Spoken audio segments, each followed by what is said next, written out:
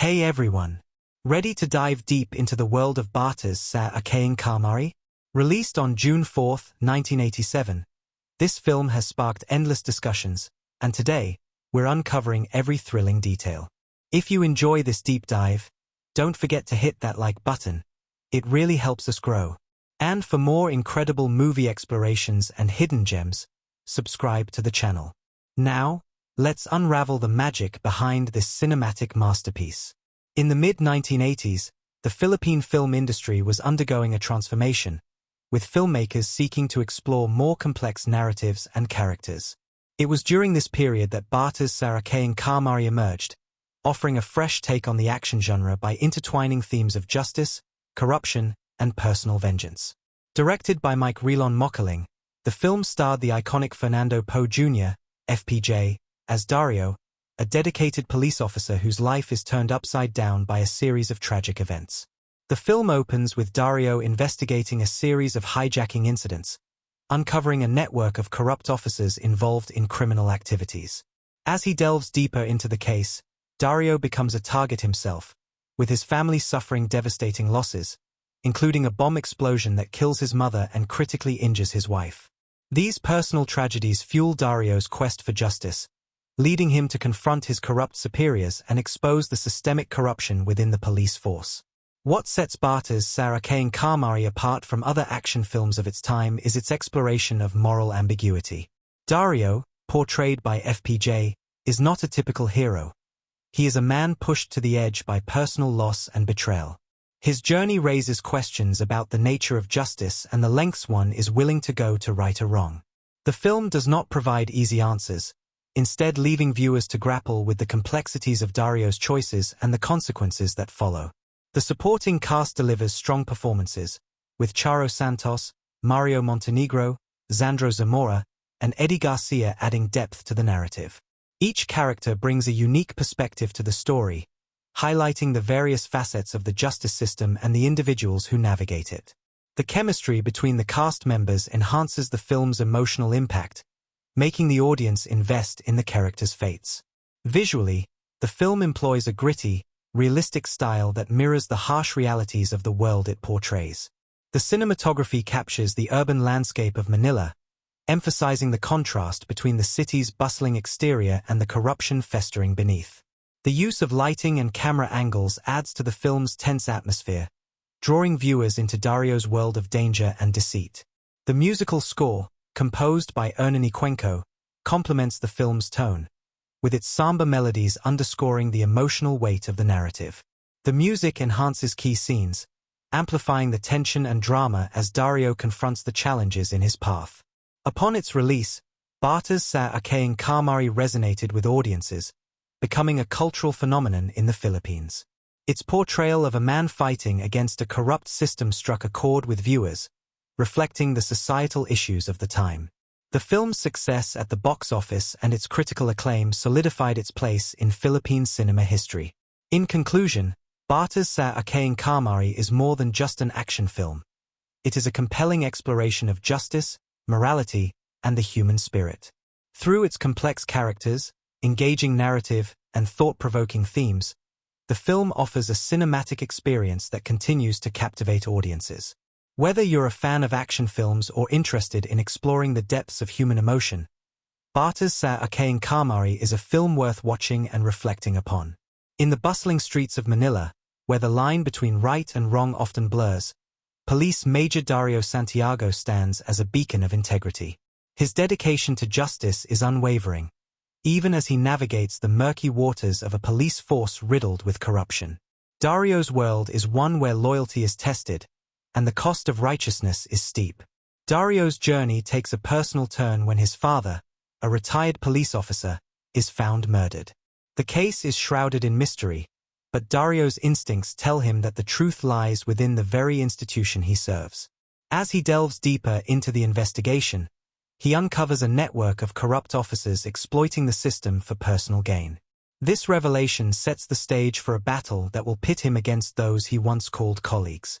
The narrative intensifies as Dario's family becomes entangled in the web of deceit. A tragic bombing at a local restaurant claims the life of his mother and leaves his wife critically injured. This act of violence serves as a grim reminder of the lengths to which the corrupt will go to silence those who seek the truth. The personal loss propels Dario into a relentless pursuit of justice, where the stakes are no longer just professional but deeply personal. As Dario confronts his superiors, including the enigmatic Rigger, the layers of conspiracy unfold. Rigger, once a mentor, emerges as a key figure in the corruption that has tainted the force.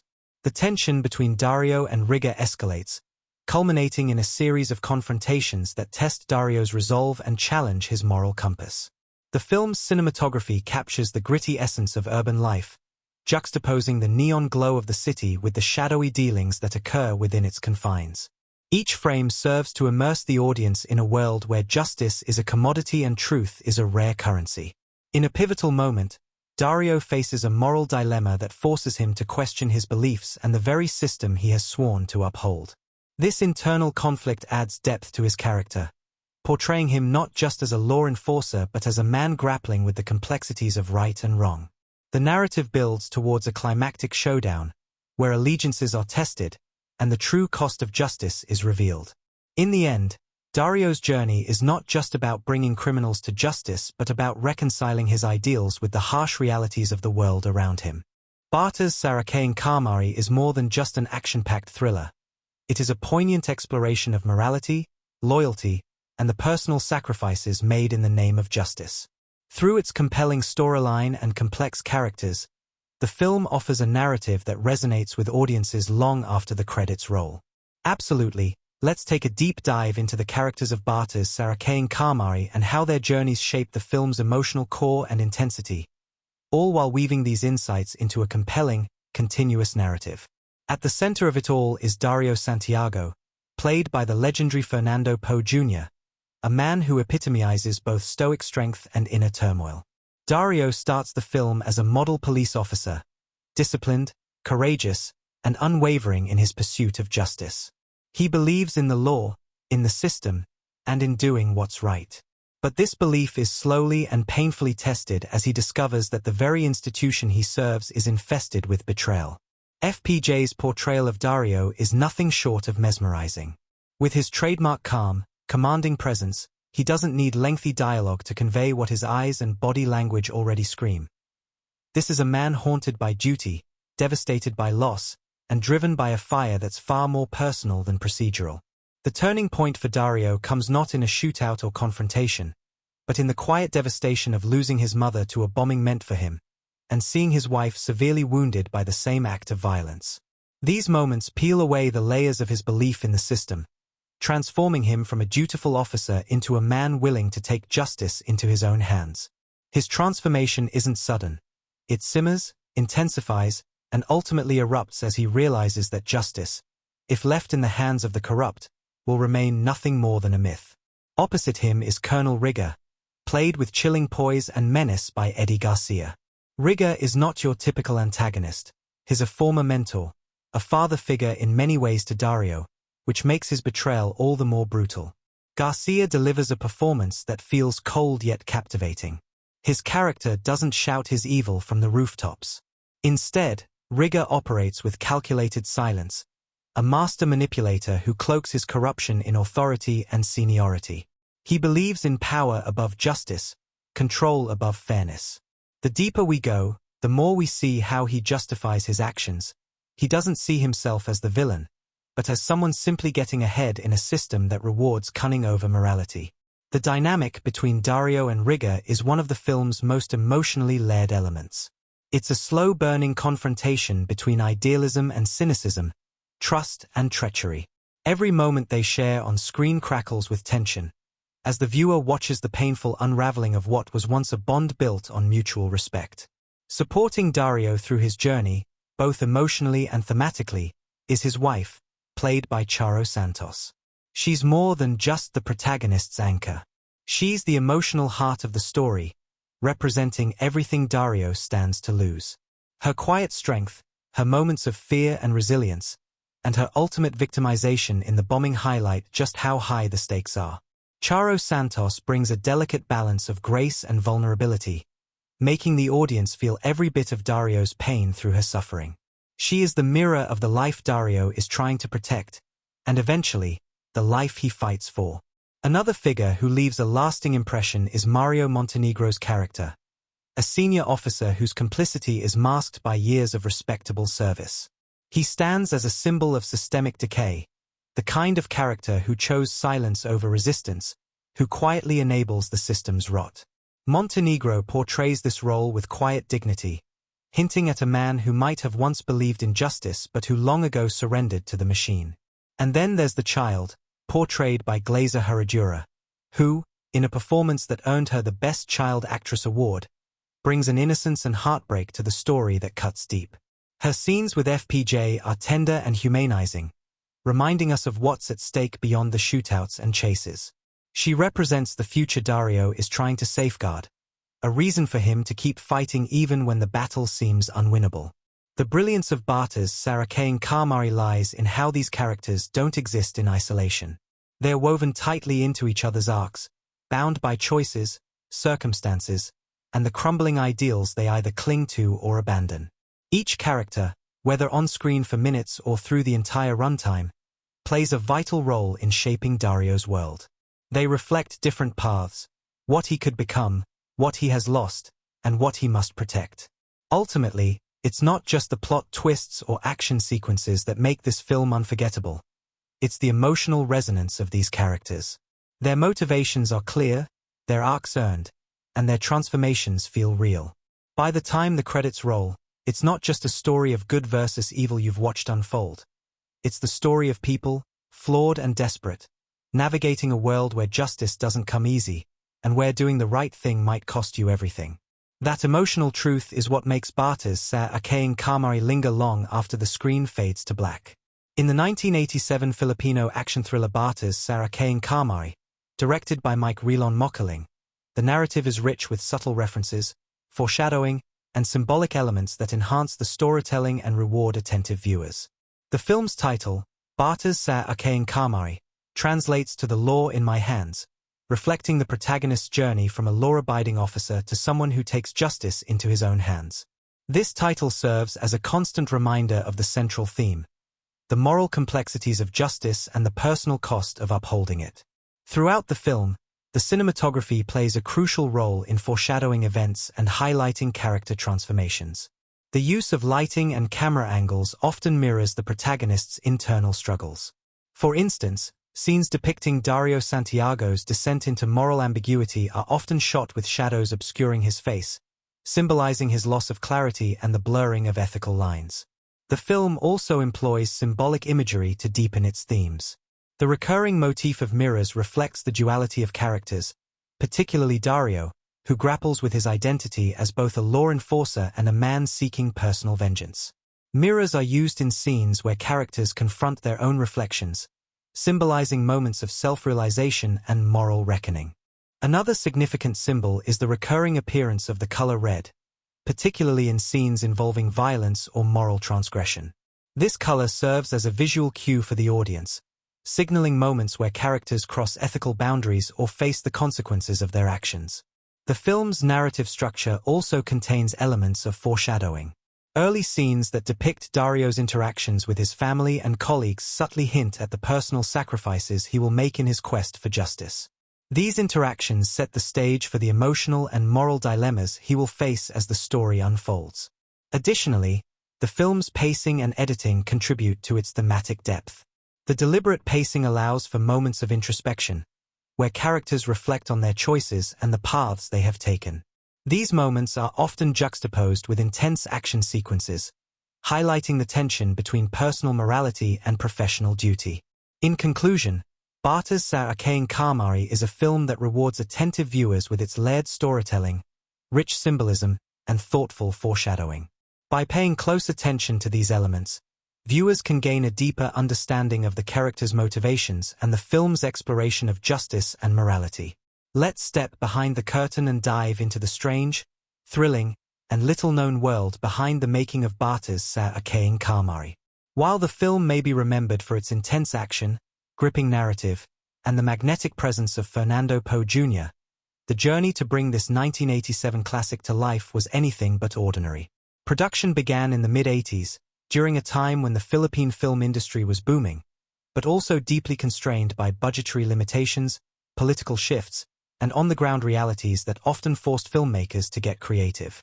Director Mike Mockling, best known for his work in both action and comedy, had a clear vision for the film, to explore the gray moral line between justice and vengeance, all while delivering the punchy, high-octane sequences that audiences craved. But executing that vision wasn't easy. One of the strangest challenges faced during filming was the use of real urban locations in Manila that weren't fully secured for shooting. Several of the chase scenes, particularly the foot pursuit sequence through a crowded marketplace, were filmed guerrilla style. What this meant was that many background extras weren't extras at all. They were real vendors and passers-by reacting in real time to the chaos around them, with some reportedly thinking an actual police raid was happening. The authenticity of these reactions gave the scene its raw, unfiltered energy, but it also led to more than a few moments where the crew had to apologize, explain, and even buy goods they accidentally knocked over. Fernando Poe Jr., known as Aking of Philippine cinema, was famously hands-on with his films. In Batas sa aking kamay, not only did he perform most of his own stunts, despite being in his late 40s at the time, but he also had a say in how certain scenes were blocked, lit, and even rewritten. FPJ was known for his meticulous attention to realism. If a punch looked fake, or a line felt inauthentic to a cop's character, he'd ask for a redo. One particularly difficult shoot involved the bombing sequence that kills Dario's mother. FPJ insisted the emotional gravity of the moment be preserved, not through excessive dialogue, but through visual storytelling. It was his idea to keep Dario silent as he witnesses the aftermath, allowing the grief to speak through his expression alone. Charo Santos, cast in a rare action-oriented role as Dario's wife, reportedly found working on the film both exhilarating and nerve-wracking. Known more for her dramatic roles, she hadn't expected to be part of a film filled with car chases and explosions. There was a day on set when an explosion effect triggered slightly earlier than expected during her scene, singeing part of her dress. No one was hurt, but the experience left a mark, both literally and emotionally. She later described it as one of the most real moments of her career, a stark reminder of how physical and unpredictable action filmmaking could be. Another intriguing story came from Eddie Garcia, who portrayed Colonel Rigger. Always a professional, Garcia approached every role with surgical precision. But what's lesser known is that he and FPJ had an unspoken agreement. They would never try to outshine each other in a scene. Instead, they would play off each other's energy, creating a believable dynamic that elevated both performances. One take for their final confrontation reportedly went completely off-script, an emotionally raw exchange that stunned even the crew. That take was kept, with the director saying, "It was too real to redo." The film also carries cultural references that many viewers, especially younger ones, might miss today. For instance, several characters' names and dialogues subtly reference real-life figures associated with police controversies in the 1970s and 80s. These weren't accidental. Mockling and the screenwriters reportedly wanted the film to feel relevant and reflective of the societal anxieties of the time, especially the fear that even those meant to protect could become threats. The child actress Glazer Herradura, who won Best Child Actress for her role, was only 7 at the time of filming. She was chosen out of dozens of hopefuls because she could cry on command, something that stunned even FPJ. But what endeared her most to the cast and crew was how she would break into laughter seconds after finishing a heartbreaking scene. FPJ, who had a soft spot for kids, would often sit beside her between takes, offering her ice cream or sharing funny stories to help ease the intensity of her scenes. There was also a rumored subplot, eventually scrapped during editing, that involved Rigger having a secret connection to Dario's father's death. Scenes were allegedly shot that showed this connection, but they were left out in favor of tightening the central revenge arc. Whether this was the right decision is still debated among fans, some of whom believe that storyline could have added another emotional punch. Even the film's poster had its own behind-the-scenes story.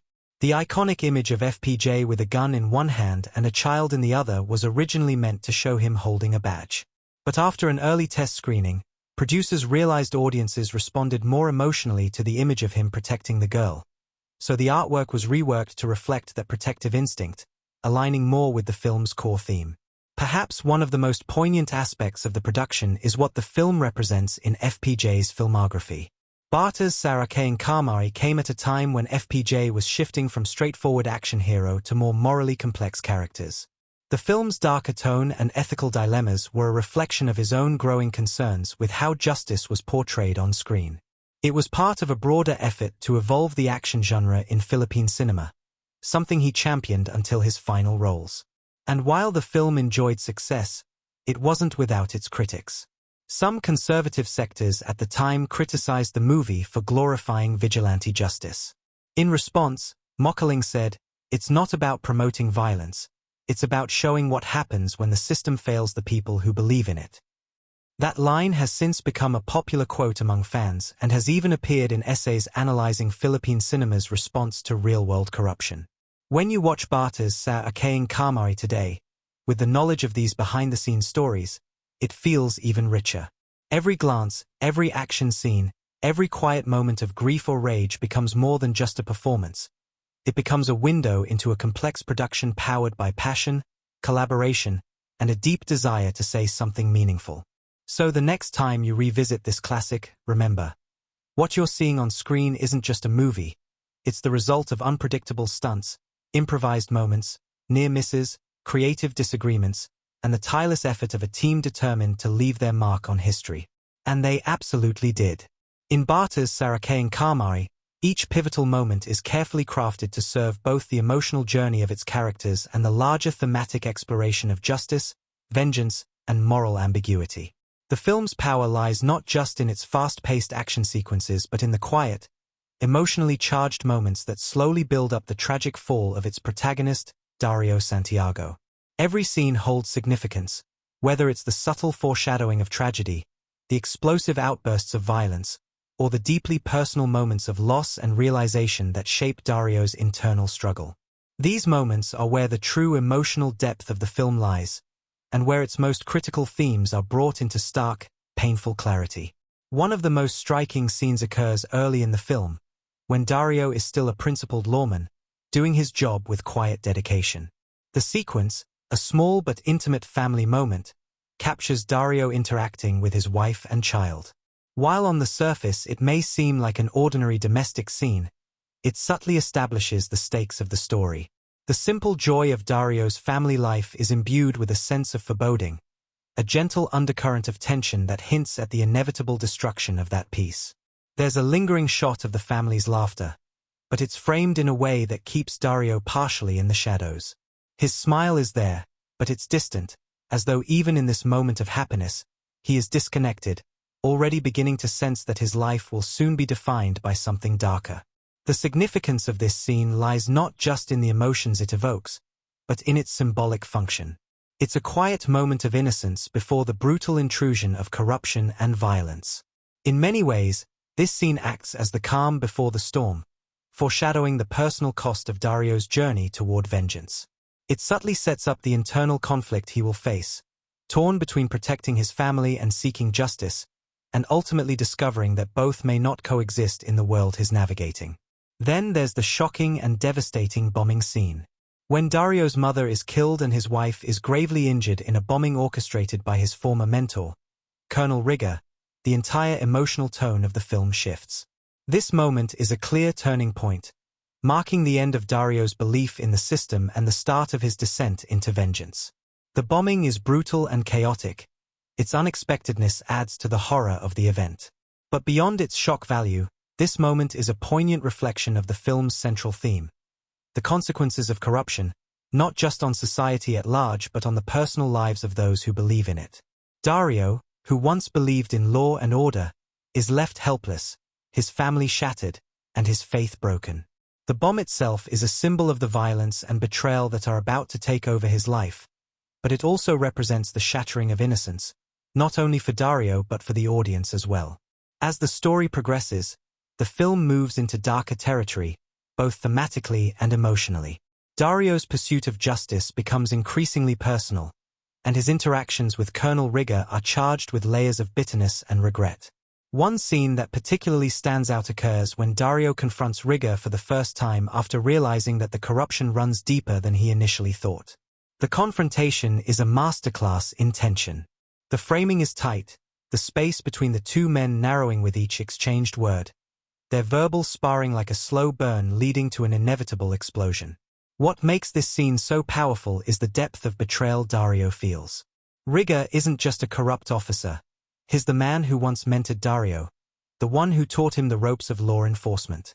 The emotional weight of that betrayal is felt in every line of dialogue, and the subtle acting from both Fernando Poe Jr. and Eddie Garcia elevates this moment into one of the film's most chilling. Riga's cold and calculated response to Dario's rage speaks volumes about his character. He doesn't feel guilty or even remorseful. Instead, he rationalizes his actions as part of a larger, unforgiving system. In contrast, Dario is consumed by anger, grief, and a deep need for retribution. This is the moment where the film's moral dilemma is most starkly revealed. Can Dario remain true to the ideals he once held, or must he abandon everything in pursuit of justice? But it's the final showdown between Dario and Riga that truly encapsulates the emotional and thematic heart of the film. This moment is the culmination of everything Dario has experienced: the betrayals, the loss, and the painful realization that justice, as he once understood it, is a corrupt illusion. The action sequences are intense and well choreographed, but what truly stands out is the emotional depth that underpins every punch, every shot. Dario isn't just fighting for his life. He's fighting for his belief in justice, even if that means abandoning the law he once served. The violence in this scene is raw, almost cathartic, as Dario takes control of his fate, no longer relying on the flawed system that has failed him. This moment is also the emotional apex of the film. It brings together the threads of Dario's internal struggle, his transformation from an idealistic officer to a man consumed by vengeance. The personal cost of that transformation is evident in every line of dialogue and every action taken. By the time the film reaches its resolution, Dario has changed irrevocably. His final moments are a mix of triumph and tragedy. He has avenged his family, but at the cost of his soul.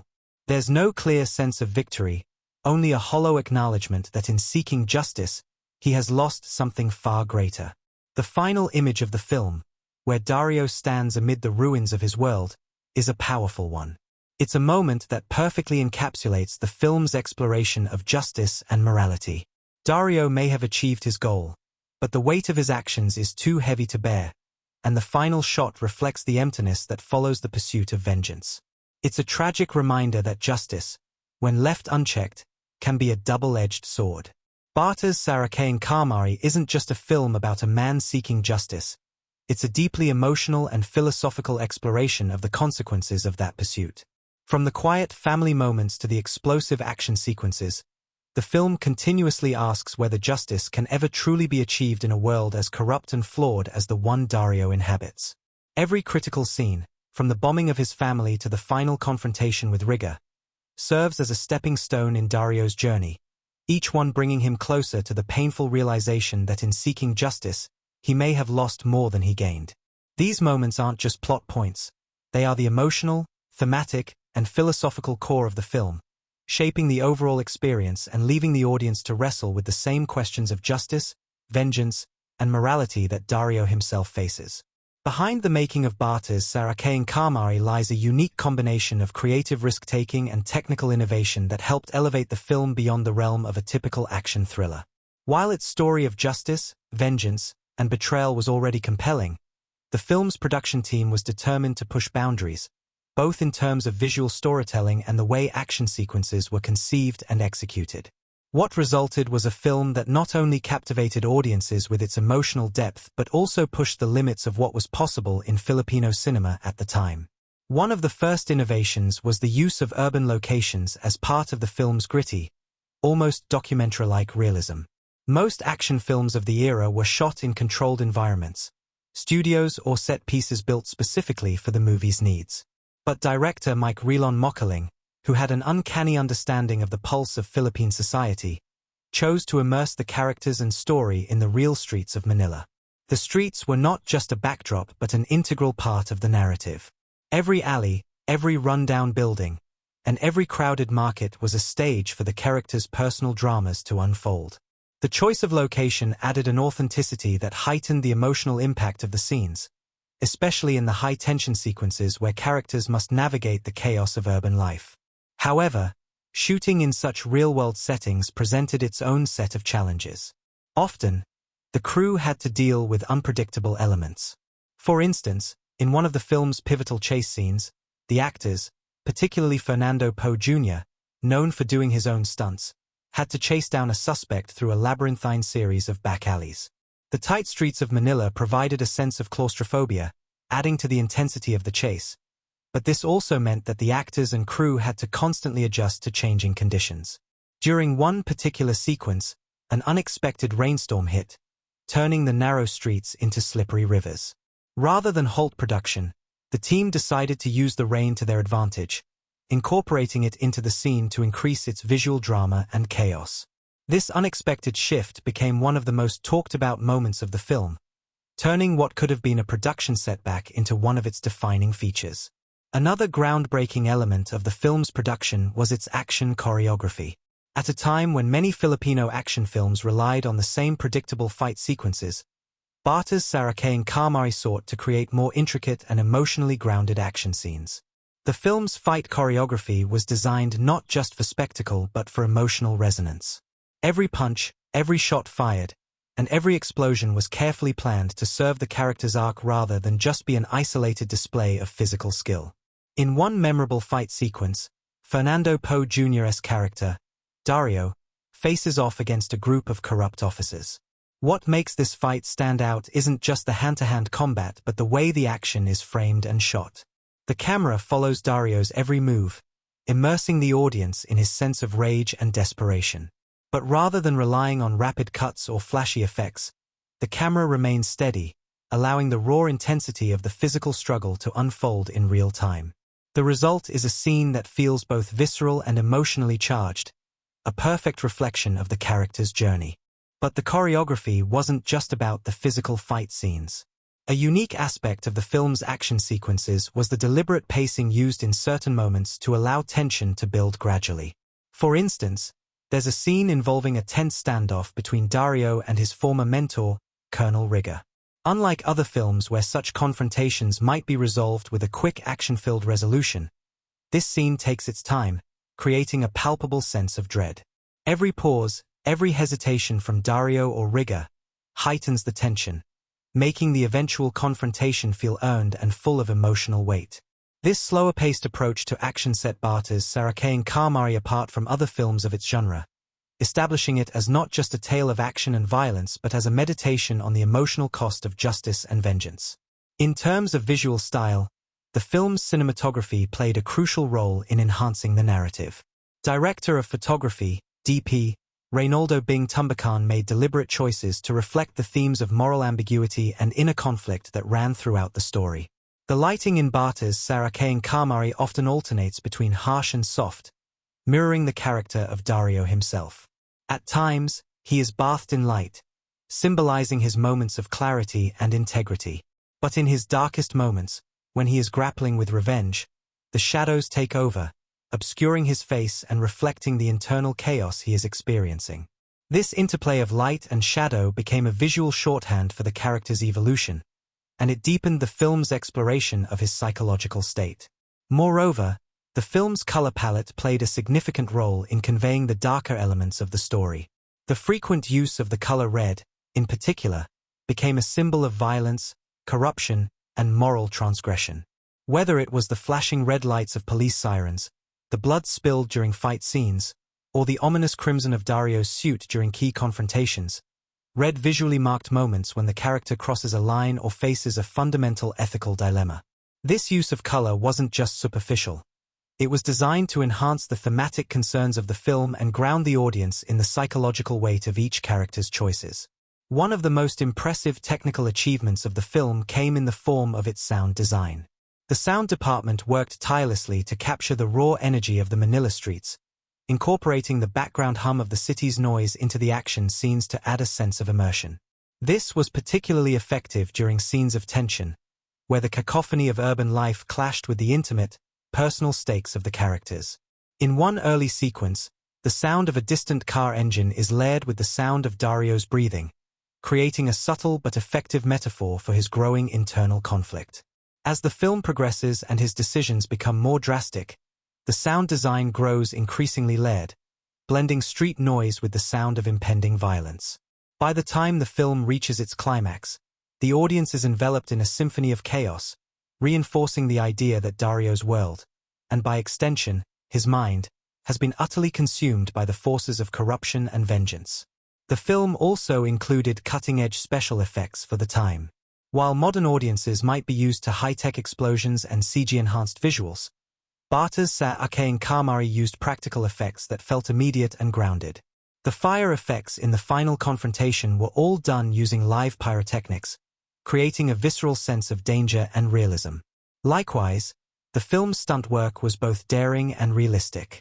Fernando Poe Jr.'s commitment to performing his own stunts added a layer of authenticity to the film, with viewers witnessing genuine physicality rather than relying on doubles or special effects to carry the action. This dedication to realism in the action sequences elevated the stakes of the story, making every fight and explosion feel both thrilling and dangerous. Of course, no film is without its production hurdles, and Batas sa aking kamay was no exception. One of the most challenging aspects of the shoot was the limited budget, which forced the production team to get creative with their resources. Despite these constraints, the team managed to pull off some of the most memorable action sequences in Filipino cinema, using ingenuity and resourcefulness to overcome obstacles. In one particularly tight spot, a scheduled shoot involving a car chase through the streets of Manila was delayed because the necessary permits weren't granted in time. Rather than delaying production further, the crew used the unscheduled time to improvise, turning the scene into an unplanned guerrilla shoot. The result was one of the most exciting and spontaneous action scenes in the entire film, capturing the raw energy of the city and the desperation of Dario's pursuit of justice. In looking at Batas sa aking kamay today, it's clear that its combination of technical prowess, innovative cinematography, and creative risk-taking set it apart from its peers. The film wasn't just another action thriller. It was a cinematic experience that drew audiences into the moral complexities of its characters and the physical realities of its world. Each choice, from the raw and intimate action scenes to the careful attention to sound and lighting, worked in tandem to create a movie that wasn't just remembered for its action but for its emotional depth and moral complexity. The team behind Batas sa aking kamay didn't just make a film. They crafted an experience, one that continues to resonate with audiences to this day. Batas sa aking kamay is not merely an action-packed thriller about justice and vengeance. It is a profound exploration of the human condition, the complexities of morality, and the societal forces that shape our choices.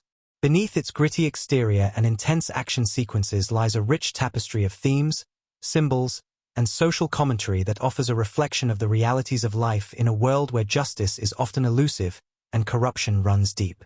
From the very beginning, the film positions its protagonist, Dario Santiago, as a man caught between two worlds: the world of the law he once swore to uphold, and the morally ambiguous world of vengeance, where rules no longer apply. This internal struggle, embodied in Dario's transformation over the course of the film, is at the core of the film's thematic exploration. Dario begins as a symbol of the idealistic lawman, strong, honorable, and unwavering in his commitment to justice. However, the world around him, filled with betrayal and corruption, forces him to confront a harsh truth. The system he once believed in is flawed, and the very people he trusted are the ones responsible for the chaos and violence he must now face. The central theme of Batas sa aking kamay is the disillusionment with the justice system and the search for personal justice in an unjust world. Dario's journey can be seen as a tragic unraveling of his beliefs. At the start of the film, his dedication to the law is unshakable. He is the model of discipline and integrity, a man who believes that the rule of law is the ultimate tool for maintaining order in society. Yet, as the film progresses and his world crumbles with the bombing of his family, Dario realizes that the law is not a neutral force for justice. Instead, it is a tool wielded by those in power, and it is often corrupted by personal agendas and systemic flaws. His internal conflict, whether to remain loyal to the law or to take justice into his own hands, becomes the driving force of the narrative.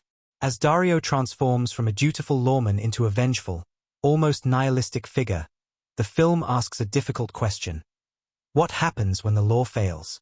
Can a man still maintain his morality when he is forced to break the very rules he once stood by? This is a question that the film does not answer easily, and Dario's ultimate fate, tragic and ambiguous, serves as a powerful commentary on the cost of personal justice. In seeking vengeance, Dario loses not only his belief in the system but also his sense of self. His revenge consumes him, stripping him of his humanity. By the end of the film, Dario is no longer the man he was at the beginning. He is a hollow shell, consumed by the very forces of vengeance and violence that he sought to destroy. Beyond the personal journey of Dario, the film also explores the broader societal impact of corruption and the collapse of moral values. The film is a sharp critique of the Filipino political and legal system, depicting a world where power, greed, and violence have replaced honor and justice. The character of Colonel Riga is a prime example of this corruption. Once a mentor to Dario, Riga is revealed to be the very embodiment of the system's failings. He is a man who has embraced the darkness of the world around him, rationalizing his actions as part of a larger game of power and control. Through Riga's character, the film reflects the harsh reality of a society where those in power often manipulate the system for their own gain, and where morality is a luxury few can afford. The film's depiction of the criminal underworld also serves as a metaphor for the breakdown of social order. The world of criminals and corrupt officials is not a distant, separate entity from the real world. It is, in fact, an integral part of it. Dario's journey is not just one man's fight against the system, but a commentary on the interconnectedness of crime and politics, and the way in which they feed into each other. The fact that Dario's own colleagues, whom he once trusted, are complicit in the corruption he uncovers speaks volumes about the moral decay of society. There is no clear distinction between the good guys and the bad guys in Batas sa aking kamay. Instead, the film portrays a world where everyone is compromised in some way. This sense of moral ambiguity, where even the protagonist must struggle with his own integrity, is what gives the film its emotional depth and philosophical weight. Symbolism plays a crucial role in amplifying these themes, and the film is rich with subtle visual and narrative cues that deepen the impact of the story. One of the most significant symbols in the film is the recurring motif of light and shadow. As mentioned before, the lighting in the film shifts between moments of clarity and shadow, mirroring Dario's internal conflict and the moral choices he faces. In the early stages of the film, when Dario is still firmly grounded in his belief in justice, he is often depicted in well-lit environments, bathed in a soft, almost idealized light. However, as his journey takes him deeper into the world of vengeance, the shadows begin to take over. The visual language of light and dark reflects Dario's gradual descent into moral ambiguity and personal ruin. Another powerful symbol in the film is the use of fire. Fire is a recurring image throughout Batas sa aking kamay, often appearing in moments of extreme violence or destruction. Fire represents not only the chaos and destruction that Dario experiences in his quest for justice but also the purging force of vengeance. Dario's journey is akin to walking through fire. He is consumed by it, and by the end of the film, there is little left of him but the ashes of his former self. The fire serves as a powerful visual metaphor for the cleansing and ultimately destructive nature of vengeance. Just as fire destroys everything in its path, Dario's pursuit of justice leaves nothing untouched, ultimately consuming him in the process. The film also uses the urban landscape of Manila as a symbol of societal decay. The bustling streets, the towering buildings, the narrow alleys, they all reflect the crumbling state of the nation's moral and political structure. The city is portrayed as a chaotic, unforgiving environment where the innocent are as vulnerable as the guilty. The fact that the film is set in the real streets of Manila further emphasizes this sense of realism, grounding the story in the very fabric of Philippine society. The city becomes more than just a backdrop. It is a character in its own right, embodying the corruption and decay that Dario must navigate. On a broader scale, Batas sa aking kamay also functions as a commentary on the culture of violence and impunity that has historically plagued the Philippines. During the 1980s, the country was dealing with widespread political corruption, and the government was often accused of allowing criminals to operate with impunity.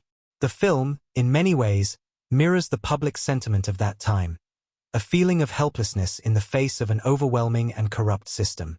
The film's exploration of the blurred lines between good and evil speaks to the complex reality of living in a society where power structures are often unstable and unjust.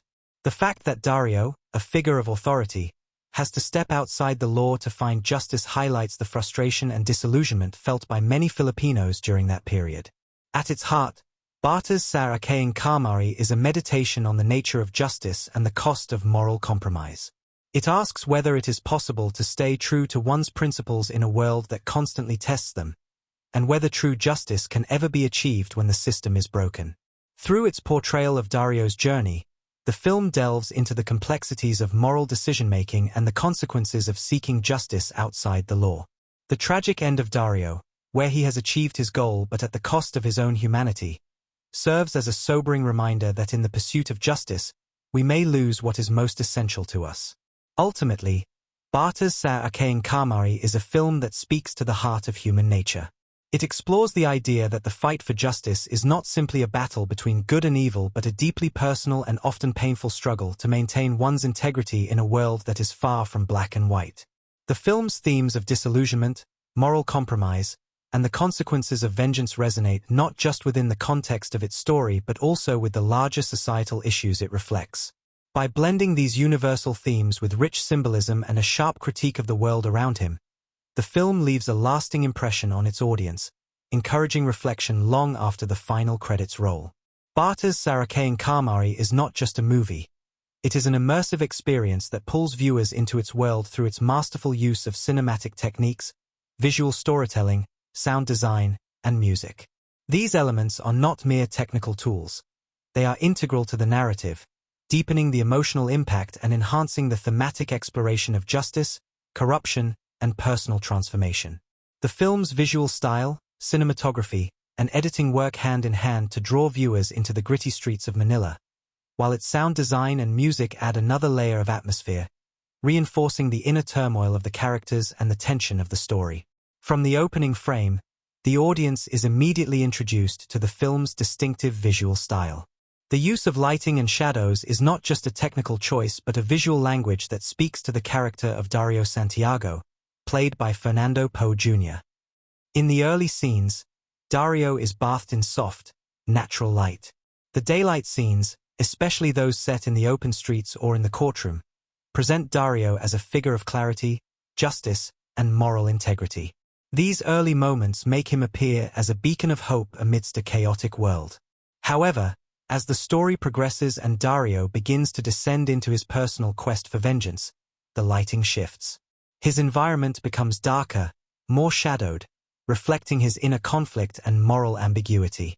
The light no longer falls naturally on him, but rather, he is surrounded by shadows that encroach upon his space, emphasizing his growing disillusionment with the law and his shift towards a more personal, dangerous form of justice. The interplay of light and shadow is central to understanding the film's narrative structure. The cinematography, under the direction of D.P. Reynaldo Bing Tumbakan, uses these contrasts to symbolize Dario's internal struggle. Every shift in lighting signals a change in his character's journey. In the climactic moments, the stark contrast between light and dark becomes almost exaggerated, visually representing the emotional chasm Dario must cross to come to terms with the cost of his actions.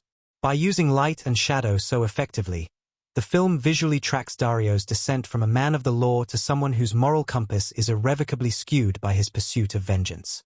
Equally important is the film's use of camera angles and composition. The camera often follows Dario in tight, claustrophobic shots, reflecting the pressure and confinement he feels as he gets caught deeper into his quest. When he confronts the corruption within the system, the camera closes in on his face, framing him in extreme close-ups that showcase the growing tension in his expression.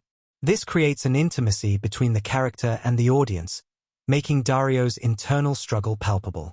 The tight framing also emphasizes the isolation he feels, particularly as the lines between right and wrong begin to blur in his mind.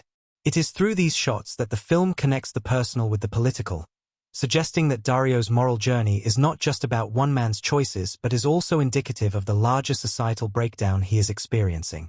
Conversely, the film also employs wide shots to represent the external world, which contrasts sharply with Dario's shrinking sense of agency.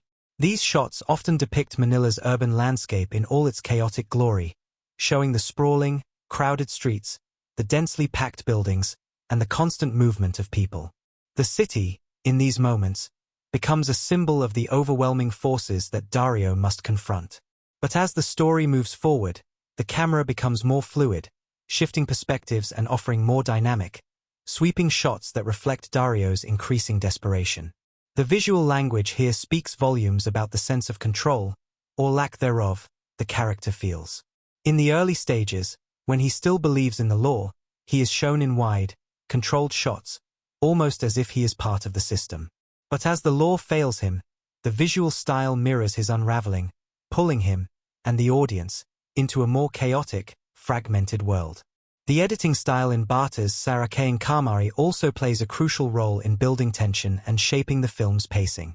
The film's narrative unfolds at a deliberate pace, and the editing reflects this controlled rhythm. The transition from calm to chaos is often marked by seamless cuts that move from quiet moments of reflection to sudden bursts of violence or action. The pacing of the editing mirrors Dario's internal conflict. The scenes involving personal reflection are slower and more measured, while the scenes of violence, betrayal, or action are fast and jarring. The juxtaposition of these two speeds, reflecting the slowness of Dario's moral breakdown versus the frantic pace of the world around him, helps to underscore the emotional stakes of the film. For instance, the climactic fight scene between Dario and the corrupt officers is interspersed with rapid cuts between Dario's increasingly violent actions and flashbacks of his earlier, more idealistic life. This rapid editing during the fight highlights the chaos and confusion in Dario's mind, as he struggles to hold on to his original sense of justice amidst the overwhelming forces of violence and corruption. But it's not just the external world that the editing manipulates, it also reflects the psychological unraveling of the protagonist. A notable example occurs in the moments when Dario faces his greatest moral dilemmas. During these scenes, the editing becomes deliberately disorienting, cutting between different perspectives and flashes of action. This fragmented editing style gives the audience a glimpse into Dario's fractured state of mind, torn between duty and revenge. These moments are often paired with quick flashes of imagery, shots of his wife and child, his mentor Colonel Rigger's face, and brief glimpses of the crimes that he must confront. This type of editing, combining fast cuts and fragmented imagery, represents the instability of Dario's beliefs and his descent into the murky world of vigilantism. The sound design in Batas' aking kamay is another key element in shaping the film's overall atmosphere. The sound design isn't just about creating a sense of realism. It also works to heighten the emotional intensity of key moments. The bustling noise of Manila is omnipresent throughout the film, from the sounds of the busy streets to the hum of police sirens. This cacophony of sounds serves as a constant reminder of the overwhelming, chaotic world Dario is trying to navigate. Yet, these sounds also reflect his internal struggle, with moments of quiet, such as the soft, tense exchanges between Dario and his allies or the silence before a confrontation, acting as stark contrasts to the overwhelming noise of the outside world. This push and pull between silence and noise mirrors the duality of Dario's character. The man of the law who is trying to hold onto his principles amidst the overwhelming chaos around him. The music in the film, composed by Louis Ocampo, serves to accentuate the emotional undercurrent of the story. The score is not used to manipulate the audience's emotions in a heavy-handed way. Instead, it complements the film's atmosphere, adding depth and complexity to the narrative. The score is often subtle, with long stretches of silence broken by minimal, haunting melodies that heighten moments of reflection and inner turmoil. When action scenes erupt, the music swells with urgency, mirroring the escalating danger Dario faces. The use of traditional Filipino instruments, such as the kulintang, creates a sense of cultural grounding while also evoking a feeling of tension and anticipation, as if the narrative is being driven forward by forces beyond the character's control. What truly sets the film apart, however, is its use of sound to represent the character's psyche. For example, the clinking of chains, the distant sounds of machinery, or the screeching of metal during fight scenes all serve as sound cues that reflect the weight of the decisions Dario must make. These sounds take on a symbolic quality, representing the shackles of his own conscience, the machinery of the corrupt system, and the violence that he has come to embody. It is a delicate interplay of sounds and silence, creating a layered auditory experience that adds depth to the film's visual storytelling. Director Mike Relon McKeeling's vision for Batas sa aking kamay is one that blends classical storytelling with innovative techniques. His direction keeps the focus on the emotional journey of Dario, not just through his physical actions but through the way he sees and interacts with the world around him. Every frame, every camera angle, and every sound choice reflects the director's commitment to portraying Dario's personal journey in a way that feels authentic and immersive. McKeeling's use of visual motifs, such as the recurring imagery of fire, shadows, and the urban environment, cements the film's thematic concerns, while his fluid, dynamic approach to cinematography and editing allows the audience to experience Dario's emotional transformation firsthand. Through these elements, the director elevates the film beyond the action genre, turning it into a nuanced and unforgettable exploration of the price of justice in a broken world. In conclusion, Batas sa aking kamay is a film where every technical decision, from the visual style and cinematography to the sound design and music, is intricately woven into the narrative. These elements don't simply support the story. They are essential to its emotional impact and thematic depth. Through its meticulous attention to detail, the film immerses viewers in a world where every decision has consequences, and every action is charged with the weight of personal and societal morality.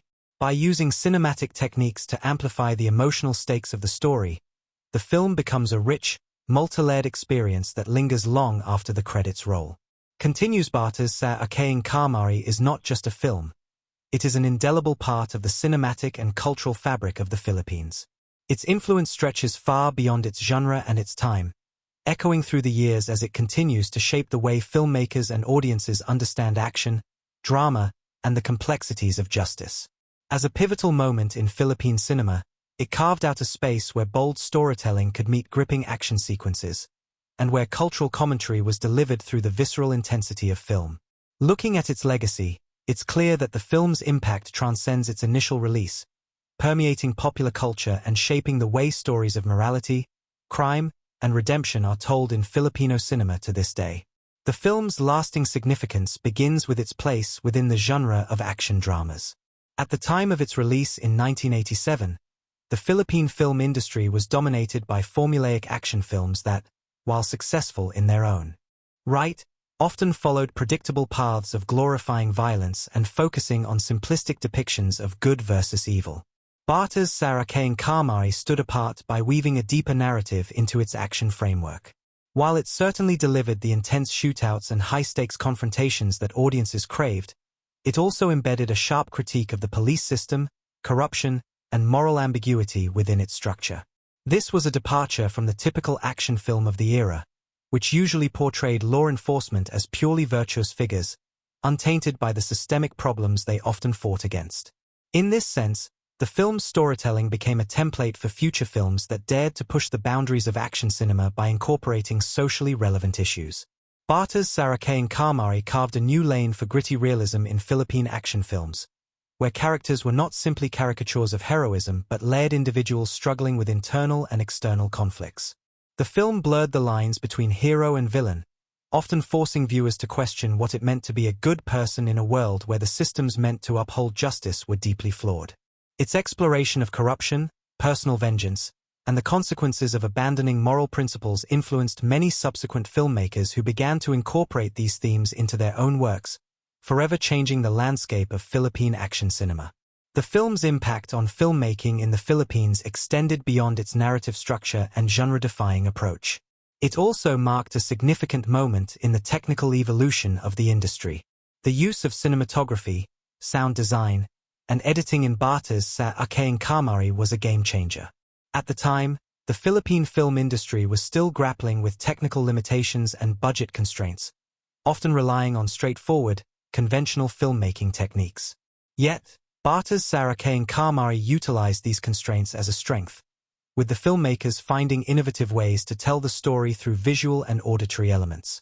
The blending of gritty realism with moments of surreal intensity, such as the highly stylized fight sequences and the interplay of light and shadow, set new standards for the use of cinematography in genre films. Additionally, the film's sound design, which carefully layered ambient street noises, subtle sound cues, and a haunting musical score, was revolutionary for its time. It immersed audiences in the world of the film, making every footstep, gunshot, and moment of silence resonate with emotional weight.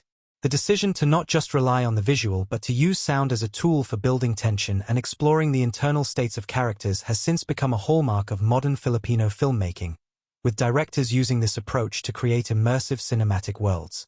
As the years have passed, the influence of Batas sa aking kamay has been felt in various corners of Filipino pop culture. The iconic image of Fernando Poe Jr. as Dario Santiago, the tortured yet determined hero, is etched into the collective memory of the Filipino public. Poe, who had already established himself as a beloved figure in Philippine cinema before this film, cemented his status as a cultural icon through his portrayal of Santiago. His performance resonated so deeply with the Filipino people that the character of Dario Santiago became emblematic of a certain type of Filipino heroism, flawed, but resolute in the face of overwhelming adversity. The legacy of post-Dario Santiago lives on in the countless heroes that have followed in his footsteps, both in film and television, who embody a similar combination of idealism, toughness, and vulnerability. Moreover, Batas sa aking kamay became a reference point for many later films that dealt with similar themes of justice, vengeance, and moral conflict. Filmmakers often cite the movie as an influence, especially in terms of how it humanizes its protagonist and tackles the complexities of a corrupted justice system. Its legacy can be seen in films like Si Ajamat at Si and Teng Kabisot, General Luna, and even the more recent On the Job, which similarly balance action with a critique of societal structures. The film opened doors for stories that do not shy away from questioning the status quo and that recognize the cost of standing up for what is right, even when the odds seem insurmountable. On a more cultural level, Batas sa aking kamay became a film that was not only watched and discussed but also lived. The public's engagement with the film reached far beyond the theater. Its portrayal of systemic corruption, justice, and moral duty spoke directly to the political climate of the late 1980s, a period when the Philippines was undergoing dramatic changes following the People Power Revolution. The country was in the throes of re-evaluating its institutions and grappling with a newly restored democracy. In this context, the film became more than just a work of entertainment. It was a mirror to the nation's growing disillusionment with the political system. It became a conversation starter in both public and private spaces, where people would discuss the choices made by the characters and reflect on their own views about the justice system. The film's critical reception upon release was strong, with it earning multiple nominations and awards, particularly for Fernando Poe Jr.'s performance. His ability to capture the tortured, conflicted nature of Dario Santiago was lauded, and his portrayal remains one of the most iconic performances in Philippine film history. The film's success was not just in its box office numbers but in its lasting impact on the way audiences viewed action films. It showed that action films could have depth, could engage with social issues, and could leave a lasting emotional imprint on viewers. Batas sa aking kamay became a blueprint for Filipino action films that aspired to be more than just entertainment, aiming instead to provoke thought and spark discussions. As the years have passed, Batas sa aking kamay has evolved from a landmark film in Philippine cinema to a cultural touchstone. Its themes of justice, corruption, and personal responsibility continue to resonate today, particularly in the Philippines, where political and social struggles are ongoing. The film's influence has not waned over time, and it remains a point of reference for anyone attempting to tell stories about heroism, vengeance, and societal flaws. It stands as a testament to the enduring power of cinema to reflect the culture, challenge societal norms, and influence generations of filmmakers and viewers alike. In recent years, Batas sa aking kamay has enjoyed a resurgence among younger generations, many of whom discovered the film through digital platforms or references in modern Filipino media. Its themes of fighting against corruption and standing up for what's right are timeless, and the way the film navigates these issues feels as relevant today as it did nearly 4 decades ago.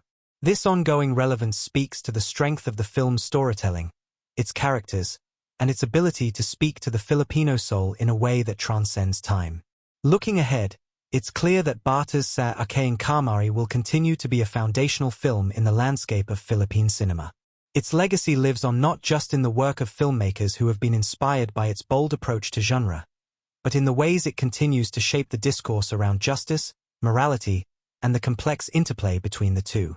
As time passes, the film serves as a reminder of the power of cinema to provoke, to inspire, and to remain relevant as it explores the most fundamental aspects of human nature.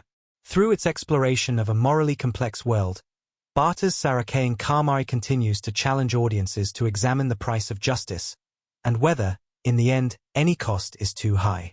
In a world where countless films come and go, Batas sa aking kamay remains etched in memory, not because it followed a popular formula, but because it dared to rise above it.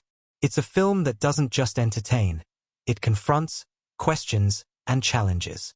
It holds up a mirror to a society in transition, asking its viewers, what does justice really look like when the very system meant to uphold it is riddled with cracks? And how far is a man willing to go when he finds himself standing alone in the shadows of a crumbling institution? At its core, Batas sa aking kamay is about a man, Dario Santiago, whose transformation is as riveting as it is heartbreaking. Played with both gravitas and vulnerability by Fernando Poe Jr., Dario's journey from a respected lawyer and moral beacon to a man forced into the gray areas of justice captures the very essence of internal conflict.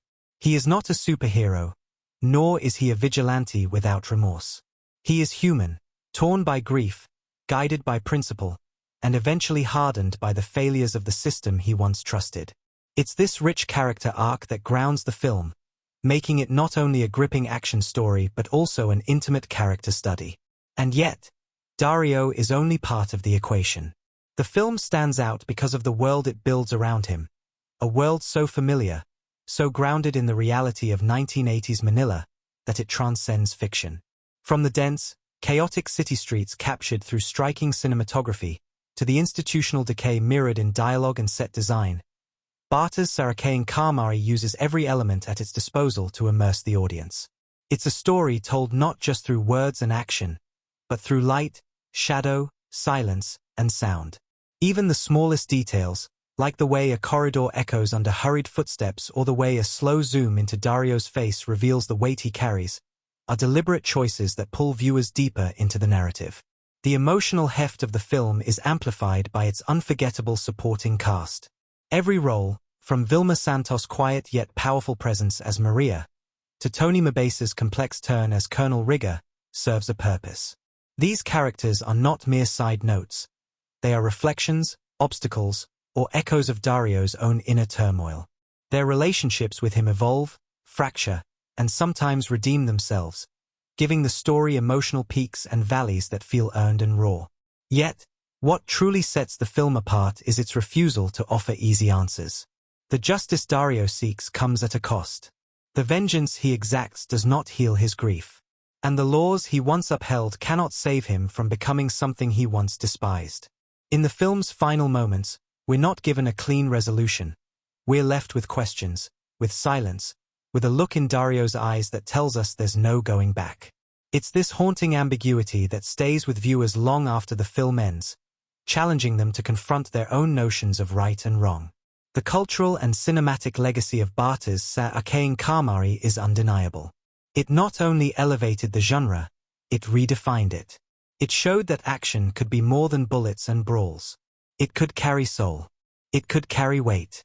And it could speak directly to a nation's heart, especially in times of unrest, transition, and self-reflection. In doing so, the film became more than entertainment. It became a symbol of resistance, of justice in the face of betrayal, and of the emotional cost of standing alone.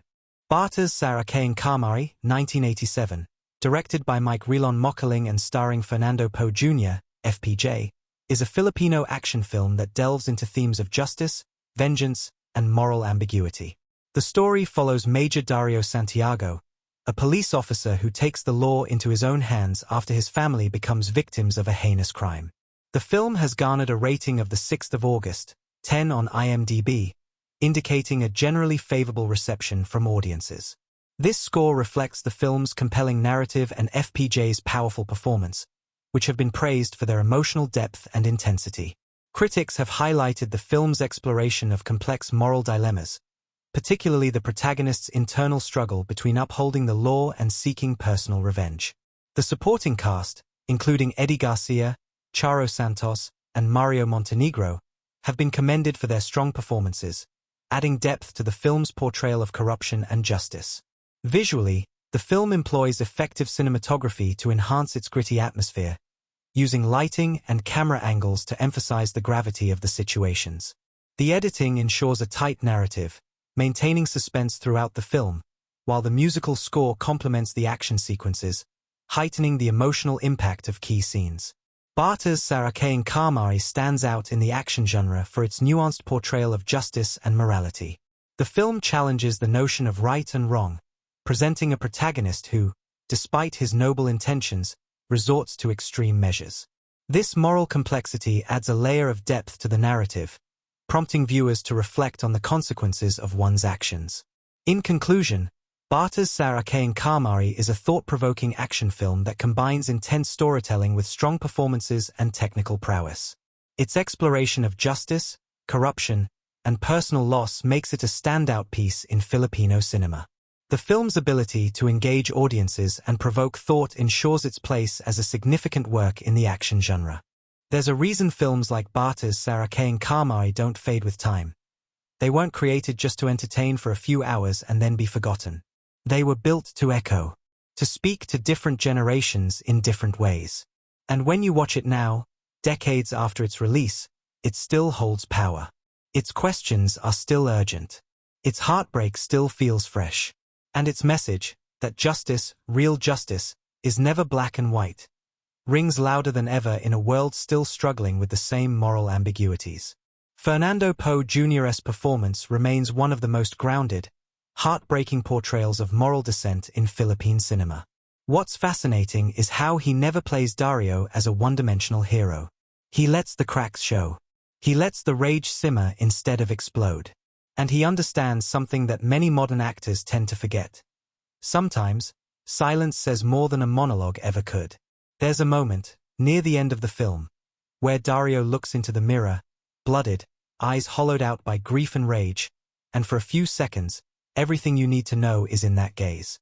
That single moment contains more emotional truth than many entire scripts do. That's what made FPJ legendary.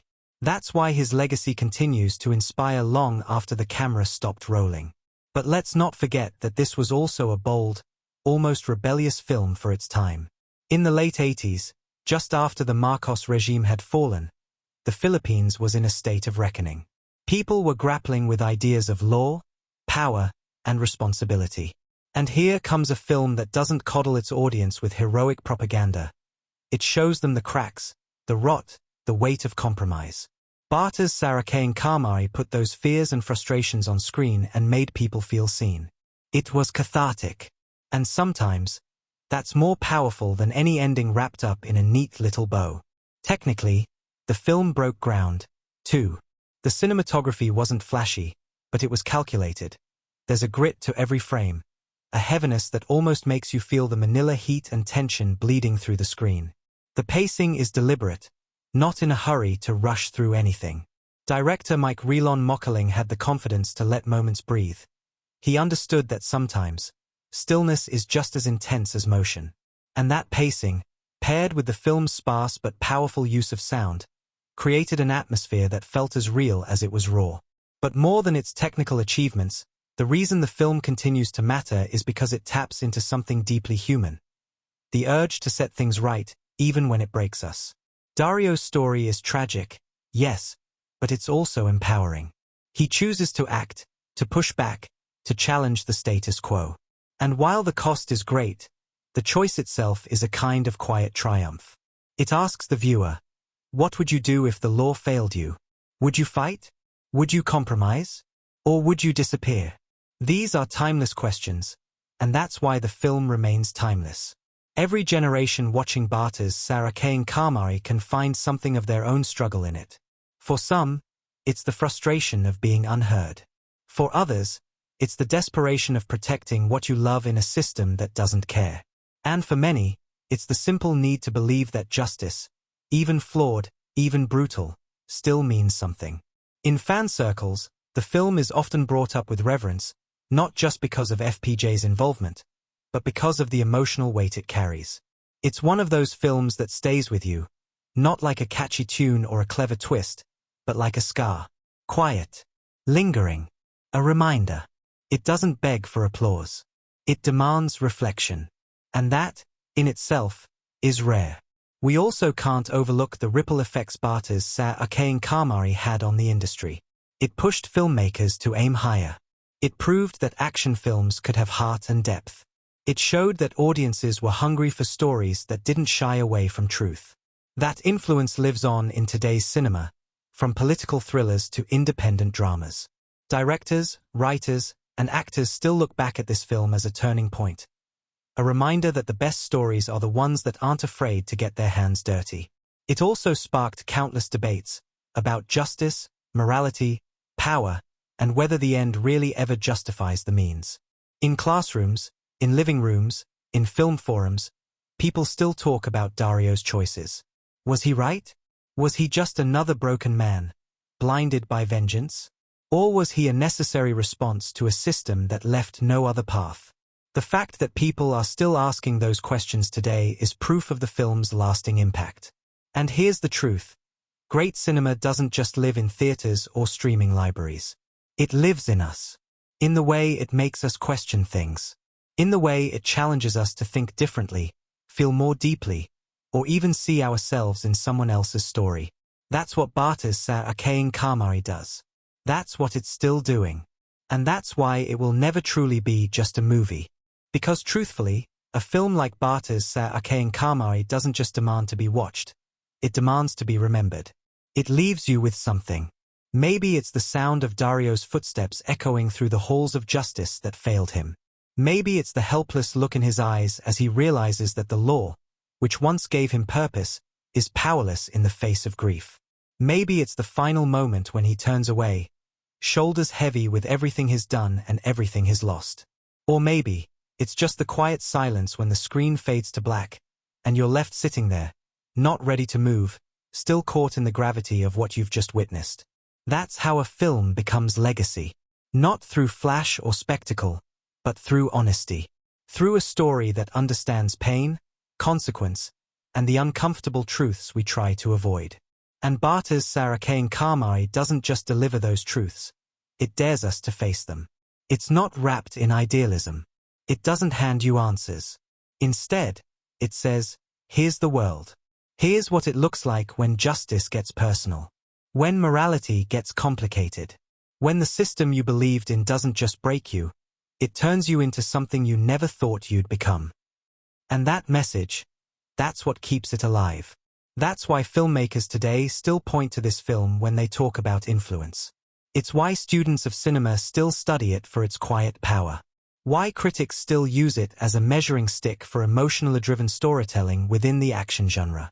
Because Batas sa aking kamay doesn't ask to be liked. It demands to be understood. And once you understand it, you don't forget it. It also speaks volumes that the film came during a period of national reckoning. Post-Marcos Philippines was asking questions, searching for healing, looking for voices that could express the raw frustration of a people who had endured too much silence. This film didn't just arrive during that moment. It spoke during that moment. It gave voice to the simmering rage, the fear, the betrayal that was thick in the air. It told people that it was okay to be angry, to demand justice, to question authority, to feel the weight of being a citizen in a flawed country.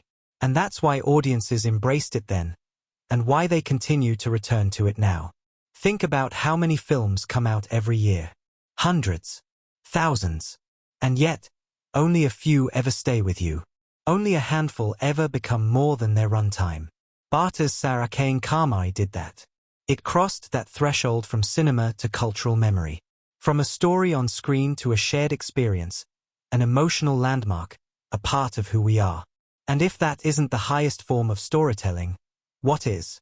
This is the kind of movie that makes you sit back and think about your own values. About how far you'd go to protect what matters. About what you'd do if justice turned its back on you. And maybe that's the real power here, not in the bullets or the chase scenes, but in the internal questions it plants in your soul.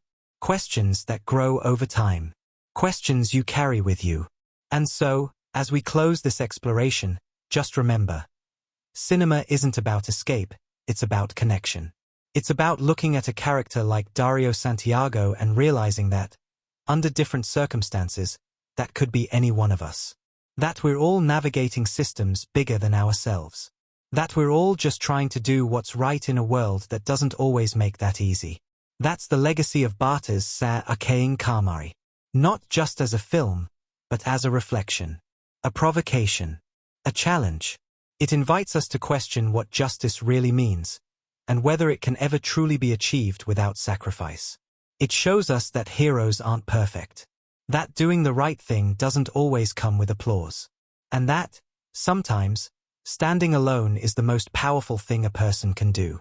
So if this deep dive sparked something in you, if you felt the weight of this film, if you rediscovered your love for powerful storytelling, or if you simply want to keep exploring the kind of cinema that means something, then you already know what to do. If you loved this breakdown, give the video a thumbs up and subscribe for more deep dives into the world of cinema. Let's keep exploring movies together. There are more stories out there. Stories that will challenge you, haunt you, uplift you. And this is just the beginning. So thank you for watching, thank you for feeling this one with me, and until next time, keep watching the stories that matter, and never stop looking for the ones that change you, because those are the ones worth holding on to. And maybe that's the real beauty of Batas sa aking kamay. It's not just about justice, it's about what happens to the human spirit when the systems we trust fall apart. It's about what we become when we're forced to choose between following the rules or following our conscience. And in those moments, it doesn't matter how many laws we've memorized or how many courtroom victories we've won. What matters is who we are at our core, when everything safe and familiar is stripped away. This is where Dario's story transcends fiction. Because so many of us, whether we admit it or not, have stood in that space between right and wrong, between what we believe in and what we're willing to do. His journey is more than compelling, it's universal. It resonates with people because we've all felt powerless at some point. We've all been pushed to the edge in our own way. And that's what makes Batas sa aking kamay more than a product of its time. It makes it timeless. It's not only a film you watch. It's a film that watches you back. It asks you to sit with discomfort. To wrestle with the idea that good people can do terrible things when they feel there's no other way. And rather than judge, the movie simply shows. It presents a world with jagged edges and lets you trace them with your own hands. It gives no answers, just honesty. And sometimes, that's all you need for a story to feel real. And that's why it still speaks so loudly today. In a world where truth is constantly being redefined, where justice is selective, and where institutions are as fallible as the people who run them, Batas sa aking kamay hits home. Not with explosions or spectacle, but with honesty, restraint, and heart. That kind of storytelling never gets old. It becomes a benchmark. Something that future filmmakers chase, and that audiences return to when they want something that cuts through the noise. You don't have to be a critic or a film scholar to feel what this movie makes you feel. You just have to be human. And beyond the film itself, there's also the impact of FPJ, aking, who poured so much of his soul into roles like this one. His portrayal of Dario is not just one of his most layered performances, it's one of his most vulnerable. You can see the weight in his eyes, the moral bruising in every movement, the quiet war between justice and revenge playing out across his face. It's a performance that doesn't need speeches to make its point. It whispers truths we don't always want to hear, and somehow, that whisper feels louder than any shout. So yes, this film is a cornerstone of Philippine cinema. But more than that, it's a cornerstone of truth. A reminder that art, when done right, doesn't just entertain. It transforms. It reaches into the bones of a nation and holds up a mirror to its people. And when a film does that, it becomes more than a film. It becomes part of the culture, part of who we are. And if you've made it this far with me, if you've journeyed through this story, relived its intensity, felt its sorrow, and wrestled with its dilemmas, then you're not just a viewer anymore. You're part of the legacy. You've kept this story alive by listening, by remembering, by feeling. Because films like Batas, aking kamay aren't just preserved in film reels or restored for re-releases. They're kept alive through conversations like this. Through passion. Through deep dives that peel back the layers and honor the artistry that built them. So if this breakdown resonated with you, if it made you want to revisit the classics, appreciate the details, or look at cinema through a more thoughtful lens, then you're exactly where you're meant to be. If you loved this breakdown, give the video a thumbs up and subscribe for more deep dives into the world of cinema. Let's keep exploring movies together. Because the best films? They never really end. They keep living, every time someone remembers a line of dialogue, hums a piece of the score, or sees a reflection of themselves in a character's eyes. And just maybe, Batas aking kamay gave you that moment. That flicker of recognition. That lingering feeling that what you just watched mattered. Thanks for sharing this journey with me. And as always, keep watching bravely, keep thinking deeply, and keep loving the stories that refuse to let go. See you in the next one. And maybe that's the real beauty of Batas aking kamay. It's not just about justice. It's about what happens to the human spirit when the systems we trust fall apart. It's about what we become when we're forced to choose between following the rules or following our conscience. And in those moments, it doesn't matter how many laws we've memorized or how many courtroom victories we've won. What matters is who we are at our core, when everything safe and familiar is stripped away. This is where Dario's story transcends fiction. Because so many of us, whether we admit it or not, have stood in that space between right and wrong, between what we believe in and what we're willing to do. His journey is more than compelling, it's universal. It resonates with people because we've all felt powerless at some point. We've all been pushed to the edge in our own way. And that's what makes Batas aking kamay more than a product of its time. It makes it timeless. It's not only a film you watch. It's a film that watches you back. It asks you to sit with discomfort. To wrestle with the idea that good people can do terrible things when they feel there's no other way. And rather than judge, the movie simply shows. It presents a world with jagged edges and lets you trace them with your own hands. It gives no answers, just honesty. And sometimes, that's all you need for a story to feel real. And that's why it still speaks so loudly today.